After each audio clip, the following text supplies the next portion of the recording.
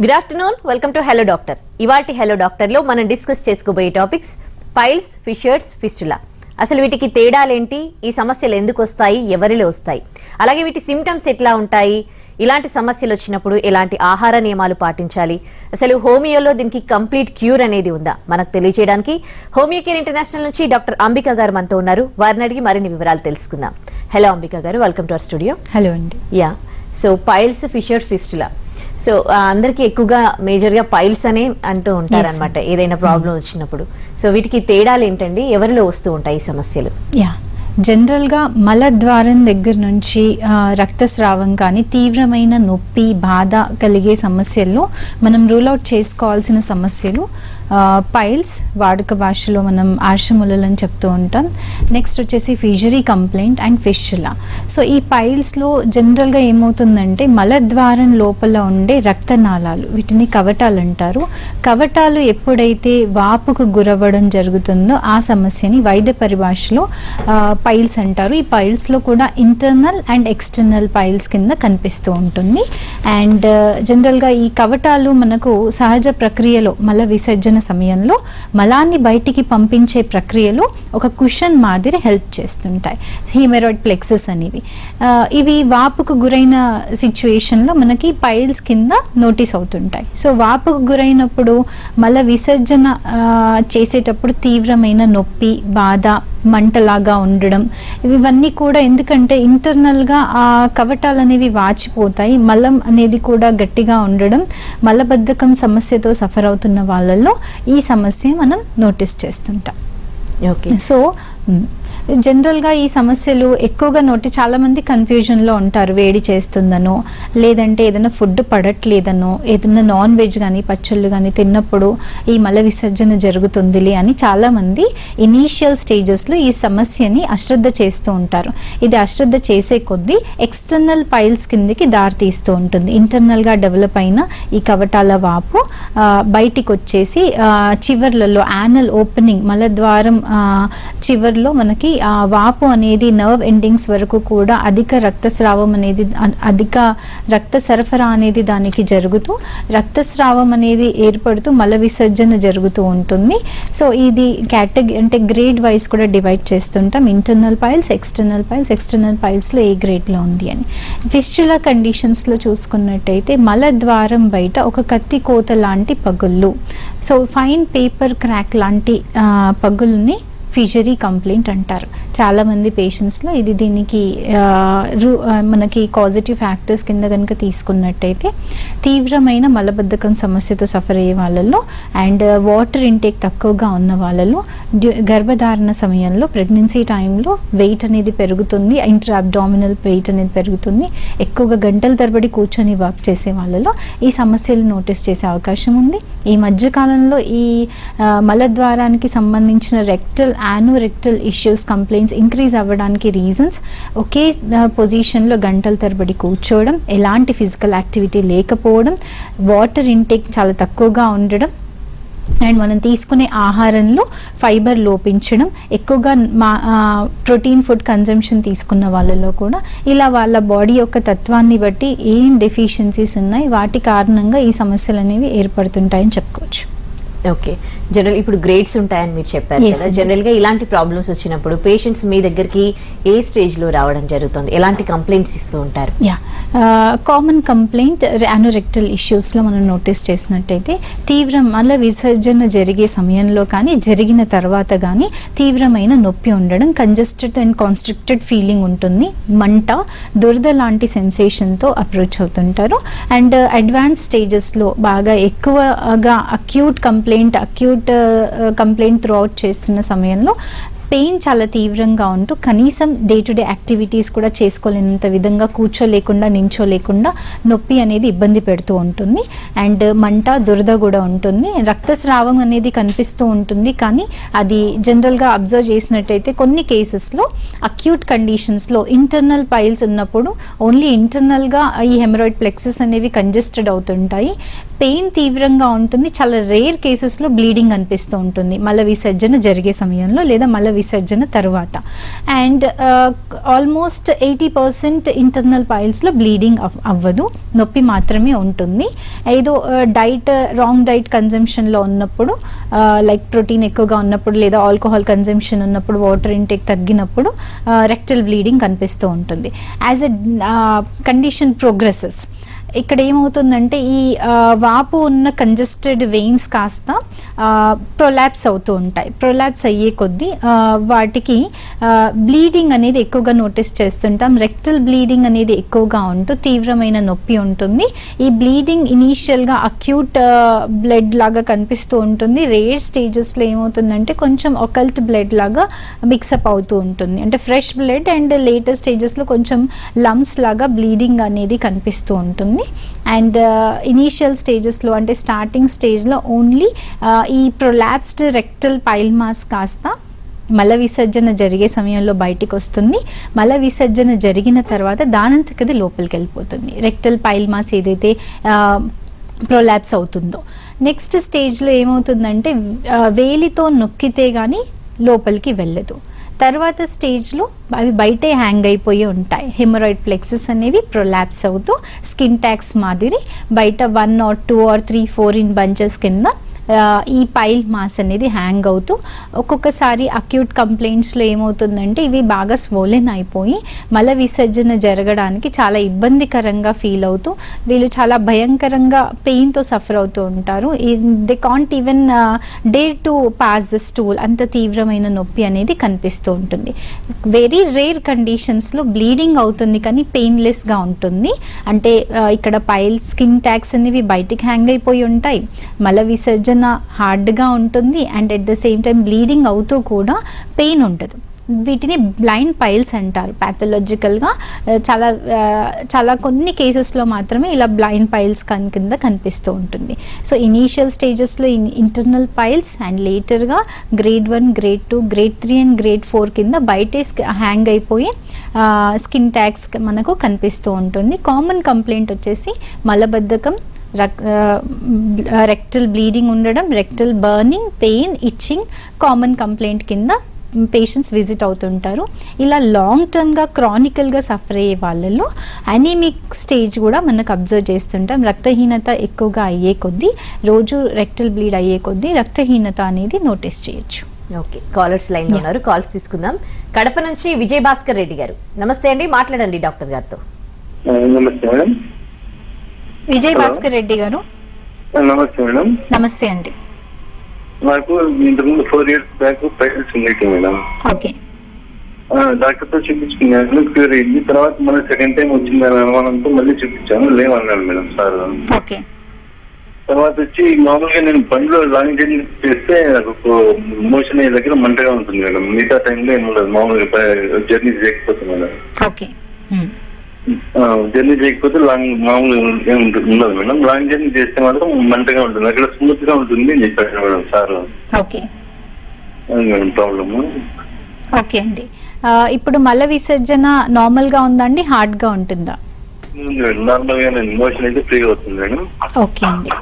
So past history piles అంటున్నారు and present ఇప్పుడు ఏంటంటే మీ లైఫ్ స్టైల్లో వచ్చిన చేంజెస్, అంటే ఎక్కువగా కూర్చొని వర్క్ చేసే వాళ్ళలో అండ్ అది ఒబేసిటీ అంటారు ఈ కండిషన్స్లో. అండ్ నెక్స్ట్ వచ్చేసి ఎక్కువగా లాంగ్ టర్మ్గా డ్రైవ్ చేసే వాళ్ళలో మనకి పైల్స్ ప్రాబ్లమ్స్ అగ్రివేట్ అవ్వడం లేదా ట్రిగర్ అవ్వడం అనేది నోటీస్ చేస్తుంటాం. ఆల్రెడీ పైల్స్ ఉన్న వాళ్ళలో కొద్దిగా అగ్రివేట్ అవుతుంటాయి.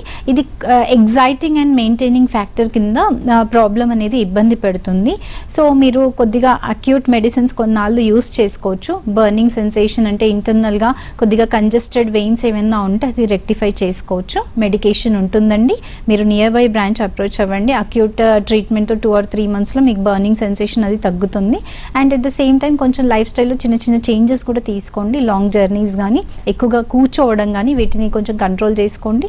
మేనేజ్మెంట్ థెరపీ ఏదైతే ఉంటుందో like sitz baths and food మనకు చేంజ్ చేసుకోవడం అండ్ వాటర్ థెరపీ అనేది మెయింటైన్ చేసుకుంటే ప్రాబ్లం క్యూర్ అవుతుందండి. ఓకే, మెడికేషన్లో ఆహార నియమాలు ఏమైనా పాటించాలా అండి ఈ ప్రాబ్లమ్స్ ఉన్న వాళ్ళు?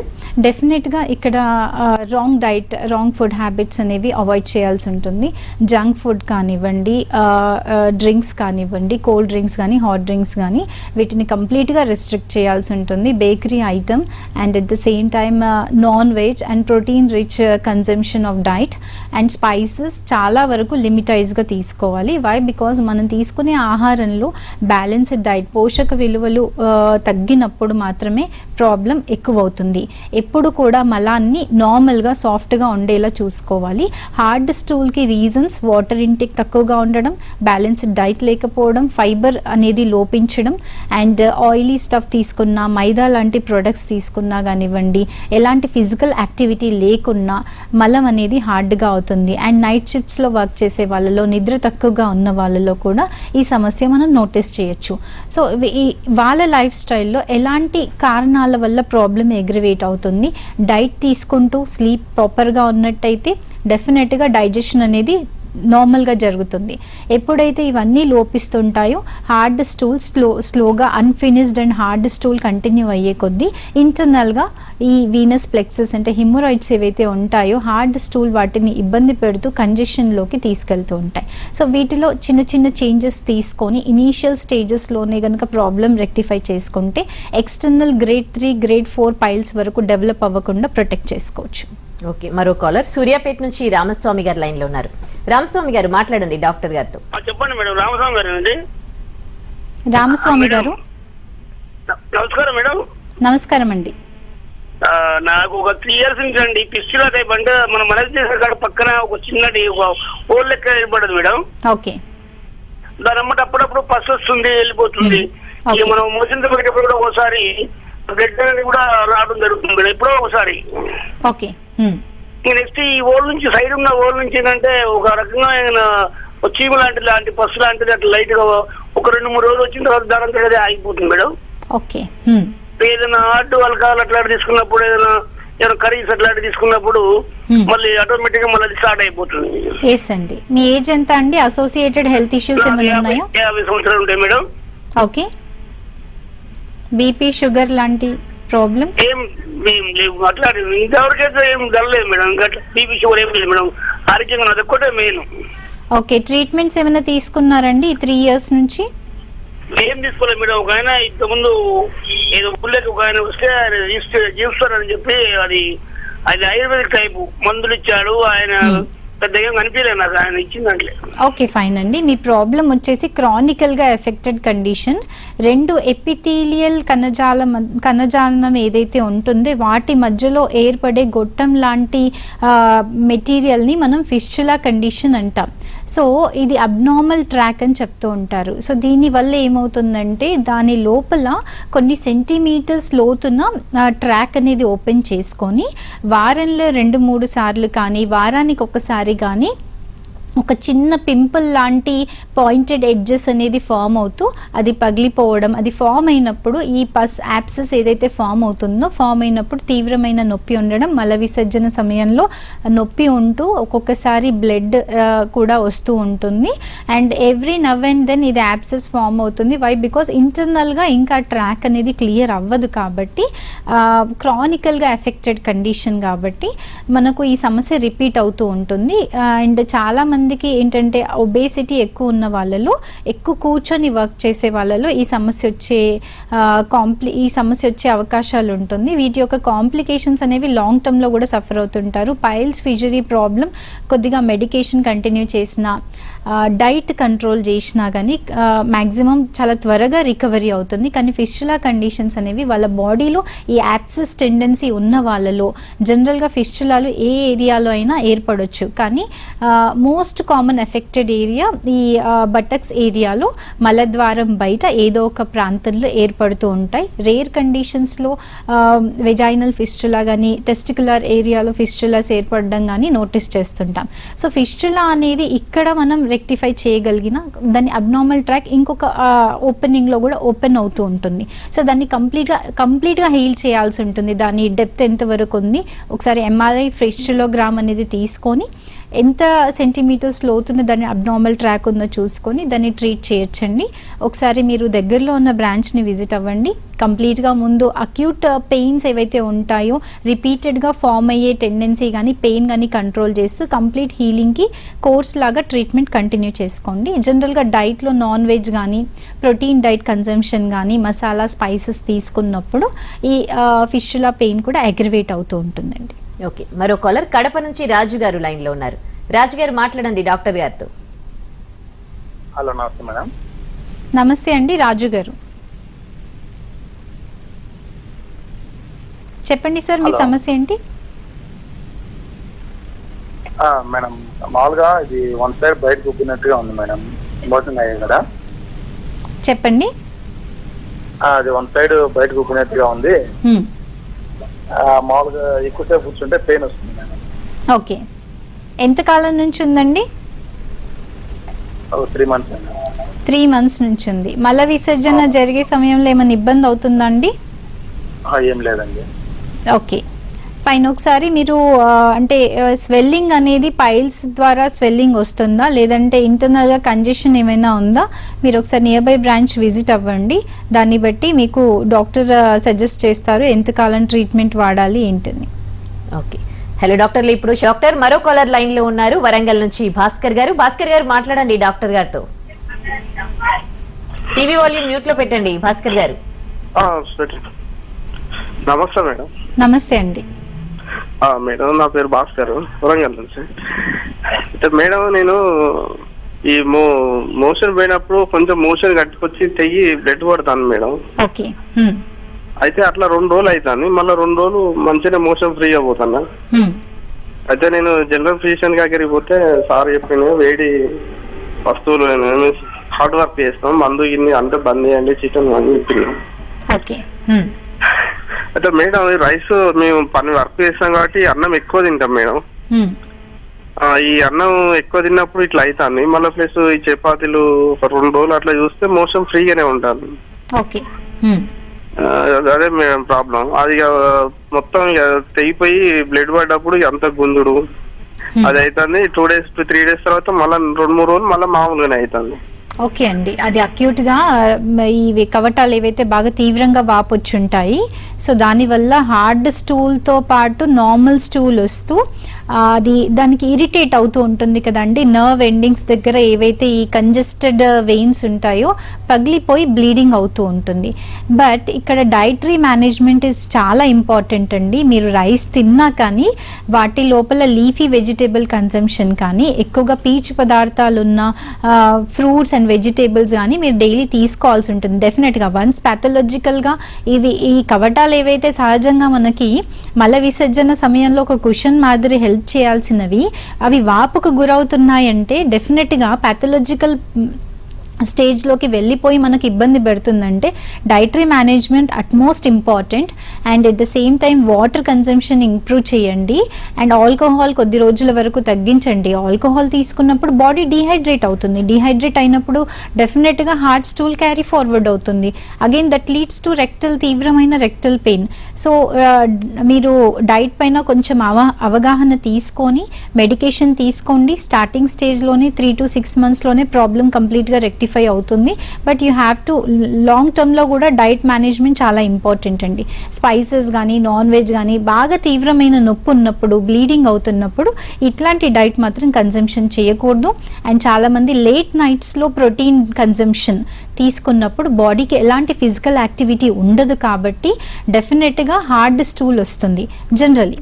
బట్ పైల్స్ ప్రాబ్లం ఉన్నప్పుడు మలబద్ధకం సమస్య ఉన్నప్పుడు వీళ్ళు ఇంకా ఎక్కువ తీవ్రంగా కూడా ఇబ్బంది పడుతుంటారు. సో నాన్ వెజ్ ఎక్కువ స్పైసీ లేకుండా తీసుకున్నప్పుడు కూడా బిఫోర్ 4 కనుక ఈ డైట్ మేనేజ్మెంట్ రెక్టిఫై తీసుకున్నట్టయితే ప్రోటీన్ కన్జంప్షన్ బిఫోర్ 4 తీసుకున్నట్టయితే కొద్దిగా బాడీ ఫిజికల్ యాక్టివిటీ ఉంటుంది కాబట్టి ప్రాబ్లం అగ్రవేట్ అవ్వకుండా ఉండొచ్చండి. మీరు ఒకసారి నియర్ బై బ్రాంచ్ని విజిట్ అవ్వండి. మరో కాలర్ సిరిసిల్ల నుంచి దేవరాజ్ గారు. దేవరాజ్ గారు మాట్లాడండి డాక్టర్ గారితో. Hello madam. దేవరాజు గారు నమస్తే అండి. నమస్తే అండి. అయితే నాకు 15 days బ్యాక్ బ్లడ్ పడ్డది. ఓకే. అయితే హాస్పిటల్ తీసుకెళ్తే సర్జరీ చేశారు. మళ్ళీ కూడా ఫైల్స్ వచ్చే అవకాశం ఉందని చెప్తున్నారు. రాకుండా ఉండాలంటే ఏం చేయాలి?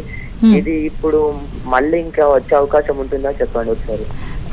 ప్రతి piles, fissures and fistula condition జనరల్గా అక్యూట్ కండిషన్స్లో సర్జికల్ ఇంటర్వెన్షన్ ద్వారా అక్యూట్ పెయిన్ మేనేజ్మెంట్ ద్వారా మనం రెక్టిఫై చేసుకోవచ్చు. లేటర్ ఆన్ మళ్ళీ మన లైఫ్ స్టైల్లో అదే బ్యాడ్ ఫుడ్ హ్యాబిట్స్ కావచ్చు, నెక్స్ట్ వచ్చేసి ఫిజికల్ యాక్టివిటీ లేకపోవడం, వాటర్ ఇంటేక్ తక్కువగా ఉన్నట్టయితే డెఫినెట్గా ప్రాబ్లం రికరెన్స్ ఉంటుంది. దాని యొక్క రెమిషన్ పీరియడ్ అనేది స్టార్ట్ అవుతుంది. సో యూ హ్యావ్ టు, ఇది వరకు చెప్పినట్టు diet management is very important. Water intake ఎప్పుడు కూడా, intestinal hydration very important. Water therapy, water కంటిన్యూగా తీసుకోండి. And at the same time fruits, vegetables continue చేసుకోండి. చిన్నపాటి బవల్ మూమెంట్ నార్మల్గా ఉండేటట్టు చూసుకోవాలి. హార్డ్ స్టూల్ ఉన్నట్టయితే లాంగ్ టర్మ్గా హార్డ్ స్టూల్ కంటిన్యూ అవుతుందంటే మళ్ళీ ప్రాబ్లం రికర్ అవుతూ ఉంటుంది. సో ఈ చిన్న చిన్న చేంజెస్ మీ లైఫ్ స్టైల్లో తీసుకొచ్చేసి ఇనీషియల్ స్టేజెస్లోనే అలర్ట్ అయ్యి మెడికేషన్ వాడుకుంటే ప్రొలాప్స్డ్ గ్రేడ్ 3, గ్రేడ్ 4 పైల్స్ వరకు రానివ్వకుండా చూసుకోవచ్చు. మరో కాలర్ రాజమండ్రి నుంచి గోవింద్ గారు లైన్ లో ఉన్నారు. గోవింద్ గారు మాట్లాడండి డాక్టర్ గారితో. గోవింద్ గారు నమస్కారం అండి. నమస్కారం అండి. నమస్కారం అండి. అదండి, మేము వర్క్ చేస్తామండి, మామూలుగా నర్సరీలో వర్క్ చేస్తామండి. ఓకే. మేము ఫుడ్ గట్ట టయానికి తీసుకోకపోవడం, చేయకపోవడం, మామూలుగా ఎక్కువ తీసుకుంటామండి. ఓకే. ఎక్కువ తీసుకుంటామండి. ఏమవుతుందంటే మామూలుగా పొద్దున్న మోసం వెళ్ళినప్పుడు మామూలుగా ఫ్యాన్ ఇబ్బందికరంగా ఉన్నట్టంటే మంటగా ఉండడం, మామూలుగా బ్లీడింగ్ అవుతుందండి, ఆ రకంగా ఉంటుందండి. ఓకే. ఎంతకాలం నుంచి ఉందండి ఈ ప్రాబ్లం మీకు? మాకు వచ్చండి 2 months నుంచి ఉందండి. 2 months నుంచి ఉంది. ఏమైనా మెడిసిన్ యూజ్ చేశారండి? ఇప్పుడు ఏది చేయలేదండి. ఓకే. సో మీరు అన్నట్టు ఫుడ్ ఎక్కువగా తీసుకుంటాం, వర్క్ ఎక్కువ చేస్తాం, ఇది కాదు మనకు అక్కడ రీజన్. ఫుడ్ హ్యాబిట్స్ అనేవి ఏదైనా మన లైఫ్లో లిమిటెడ్, ఎంతవరకు అది ఇంపార్టెంట్ అనేది రియలైజ్ అవ్వాలి.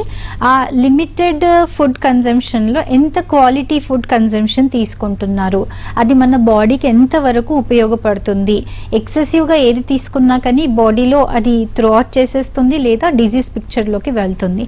సో బ్యాలెన్స్డ్గా ఫుడ్ కన్జంప్షన్ తీసుకోండి. ఇప్పటికైనా కానీ వాటర్ ఇంటేక్ ఇంప్రూవ్ చేయండి. మీకున్న ప్రాబ్లమ్ని ఒకసారి దగ్గరలో ఉన్న బ్రాంచ్ కానీ ఆన్లైన్ కన్సల్టేషన్ కానీ తీసుకుంటే ప్రస్తుతం ఉన్న తీవ్రమైన నొప్పి, రెక్టల్ బ్లీడింగ్ అనేది రెక్టిఫై అవుతుంది. ఫర్దర్గా డైటరీ మేనేజ్మెంట్తోని మీ ప్రాబ్లం ఓవర్కమ్ అవ్వచ్చండి. ఓకే. చాలా మంది అంటే ఈ ప్రాబ్లంతో చాలా సఫర్ అవుతుండడం మనం చూస్తూ ఉంటాం. సో కంప్లీట్ క్యూర్ అవ్వడానికి, ఇమీడియట్ రిలీఫ్ అవ్వడానికి పెయిన్ నుంచి చాలా మంది ఆర్ఎంపీ డాక్టర్స్ ని కూడా కన్సల్ట్ చేస్తూ ఉంటారు. సో అంటే హోమియో అంటే complete cure and immediate relief అనేది ఉండదా? ఆర్ఎంపీ డాక్టర్స్ దగ్గరికి వెళ్ళడం కరెక్టేనా? డెఫినెట్గా ఒక అపోహతో కానీ మొహమాటంతో కానీ స్టార్టింగ్ స్టేజ్లో ప్రాబ్లం అనేది బయటికి చెప్పకుండా స్టేజ్ క్రాస్ అయ్యే వరకు చాలామంది వెయిట్ చేస్తుంటారు. వేడి చేస్తుందనో లేదంటే పడట్లేదనో, ఫుడ్ పడట్లేదనో జనరల్గా ఇదే అపోహతో ఉంటూ ఉంటారు. కానీ డిజీజ్ నాలెడ్జ్ తెలుసుకొని రక్తస్రావం అనేది ఎందుకు అవుతుంది, అది పైల్స్ వల్ల అవుతుందా, ఫిజరీ వల్ల అవుతుందా, ఫిస్చులా వల్ల అవుతుందా, ఇవి కాకుండా అల్సరేటివ్ కొలైటిస్ కానీ ఇట్లాంటి క్రానిక్ ప్యాథాలజీస్ కూడా ఉంటాయి. సో ప్రాపర్గా సూపర్విజన్లో కనుక డిజీజ్ ఏంటి అనేది డయాగ్నోస్ చేసుకొని ఇనీషియల్ స్టేజెస్లో ట్రీట్మెంట్ తీసుకోవడం ఇంపార్టెంట్. అక్యూట్ మేనేజ్మెంట్కి డెఫినెట్గా రెక్టల్ పెయిన్ ఉందంటే, మలద్వారం దగ్గర నొప్పి, ఈ తీవ్రమైన అసౌకర్యం ఉందంటే జనరల్గా బయటికి చెప్పుకోలేని సమస్య అయినప్పటికీ కూడా they have to come out and they have to maintain that management therapies. Until and unless పేషెంట్కి ప్రాపర్ డిజీజ్ నాలెడ్జ్ తెలియనంత వరకు ప్యాథాలజీ అనేది రెక్టిఫై అవ్వదు. అండ్ అక్యూట్ ట్రీట్మెంట్స్తో టెంపరీగా మేనేజ్ అవుతుంది. అండ్ ఈ 3 కండిషన్స్కి కూడా సర్జికల్ ఇంటర్వెన్షన్ ద్వారా టెంపరీ మేనేజ్మెంటే ఉంటుంది. ఫర్దర్గా life style changes and long term medication డెఫినెట్గా ఇంపార్టెంట్ ఉంటుంది. సో హోమియోపతిలో కూడా ఏంటంటే చాలామంది అపోహపడుతుంటారు, స్లోగా పనిచేస్తుంటుందా, ఇమీడియట్గా ముందు రిలీఫ్ అయ్యే మెడిసిన్ ఏదైనా యూస్ చేద్దామా అని. బట్ హోమియోపతికి అప్రోచ్ అయిన పేషెంట్స్లో, మా దగ్గరకు వచ్చే పేషెంట్స్లో పోస్ట్ సర్జికల్ కేసెస్ కూడా అప్రోచ్ అవుతుంటారు. అక్యూట్ 3rd and 4th స్టేజ్లో కూడా విజిట్ అయిన పేషెంట్స్లో ముందు పేషెంట్కి మనం పెయిన్ అండ్ బ్లీడింగ్తోని రిలీఫ్ ఇవ్వాల్సి ఉంటుంది. Later on bowel movements normalize చేస్తూ వాళ్ళకి డైటరీ మేనేజ్మెంట్ అనేది అడ్వైస్ చేస్తూ ట్రీట్మెంట్ అనేది కంటిన్యూ చేస్తాం. సో దీనివల్ల ఏమవుతుందంటే అక్యూట్గా డే టు డే లైఫ్లో ఎట్లాంటి ఇబ్బంది లేకుండా ఫర్దర్గా ఇన్ డెప్త్గా ఆ స్వోలెన్ కంజెస్టెడ్ వెయిన్స్ కానీ, ఫిషరీ యొక్క క్రాక్ కానీ, ఫిషులాలో ఏర్పడే ఈ డీప్ సీటెడ్ యాప్సెస్ ఫార్మేషన్ కానీ, ఇదంతా కూడా కంప్లీట్గా డ్రైనేజ్ అయ్యే మెడిసిన్ కాంబినేషన్ అనేది కాన్స్టిట్యూషనల్ మెథడ్ ద్వారా అప్రోచ్ అవుతుంటాం కాబట్టి ఫర్దర్గా రిపీట్ అయ్యే కాంప్లికేషన్స్ కూడా చాలా వరకు తగ్గుతుంటాయి. Provided if they are maintaining proper diet and regimen, at the same time physical activity, water అనేది కంపల్సరీ వాళ్ళు డెఫినెట్గా తీసుకుంటూ ఉండాలి. స్టమక్ ఎప్పుడు కూడా డిహైడ్రేట్ అవ్వకుండా బవల్ మూమెంట్స్ నార్మల్గా ఉండేలా చూసుకోవాలి. సో మనం హ్యాండిల్ చేస్తున్న కేసెస్లో హోమియోపతి పరంగా తీసుకున్నట్టయితే ఎట్లాంటి కాంప్లికేటెడ్ కేసు అయినప్పటికీ కూడా అక్యూట్ రిలీఫ్ ఇస్తాం అండ్ క్రానికల్గా రిలీఫ్ వచ్చే కాంబినేషన్ ఆఫ్ డ్రగ్స్ అనేవి ఉంటాయి. వాళ్ళ డిజీజ్ పిక్చర్ని బట్టి ఎన్నాళ్ళు ట్రీట్మెంట్ కంటిన్యూ చేయాల్సి ఉంటుందో, వాళ్ళ యొక్క శరీర తత్వాన్ని బట్టి, వాళ్ళకున్న పాథాలజీని బట్టి ట్రీట్మెంట్ అడ్వైస్ చేయడం జరుగుతుంది. Right, thank you so much అండి. మాకు పైల్స్, ఫిషర్, ఫిస్టులాకి హోమియోలో ఎలాంటి మెడిసిన్ ఉందో తెలియజేస్తారు. Thank you. ఇది వాటి hello doctor. Stay tune to NTV.